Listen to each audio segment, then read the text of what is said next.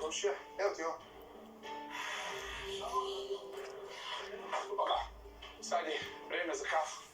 Da vidim šta želi komšija da mi kaže, hajde. Dok se na gradilištu postavljaju vodovodne cevi, umeđu vremenu Štefan saznaje zbog čega je komšija podigao barikadu, koja je direktno ugrozila našu borbu da pomognemo dečici.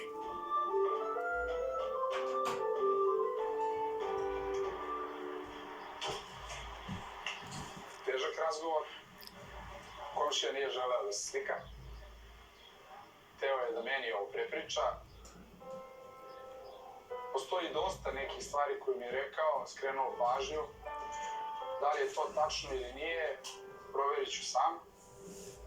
Ali ono što nije dobro u svemu ovome je što postoji neka velika tajna kod ove porodice koju mi ne znamo. On mi je ukazao na neke stvari na koje treba da obratim pažnju. Ja ću to sada probati da provjerim, a vi ćete prepoznati o čemu se radi.